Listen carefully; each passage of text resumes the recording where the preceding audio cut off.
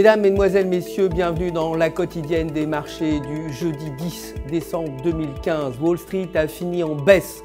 Le repli des valeurs technologiques et la baisse continue du secteur de l'énergie ayant compensé les gains obtenus à l'issue de la proposition de méga fusion entre DuPont de Nemours et Dow Chemicals. Le Dow Jones a reculé de 0,43%, le S&P 500 de 0,77% et le Nasdaq a également reculé de 1,48%. Le dollar américain a quant à lui perdu du terrain face aux devises majeures, les rebonds des cours du pétrole ayant entraîné l'appréciation des devises liées aux matières premières, même si les anticipations d'un relèvement des taux directeurs de la Fed ce mois-ci continue de soutenir le billet vert. Le nombre de nouveaux demandeurs d'emploi attendus aujourd'hui devrait s'établir à 266 000 contre 269 000 précédemment. Côté matières premières, l'or s'est inscrit en baisse pour clôturer à 1072 $ l'once. Le cours du baril de brut a quant à lui légèrement également baissé à 37,40 $. Côté devises, l'euro s'est apprécié donc face au dollar pour clôturer à 1,1019. Techniquement, selon le graphique de 4 heures, la paire se situe sous la tendance de 1,1070.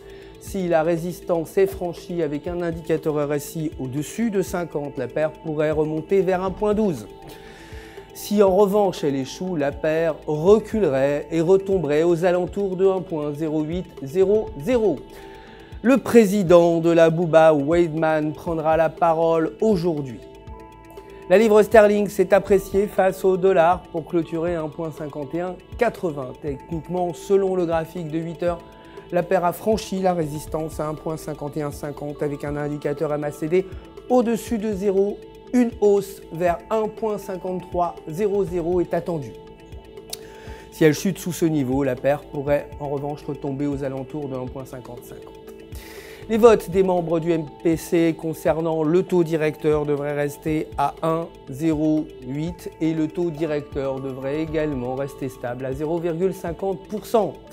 C'est la fin du flash, merci de nous avoir suivis. Je vous retrouve très bientôt pour les prochaines actualités des marchés du FX. D'ici là, restez bien entendu en notre compagnie sur www.ufx.com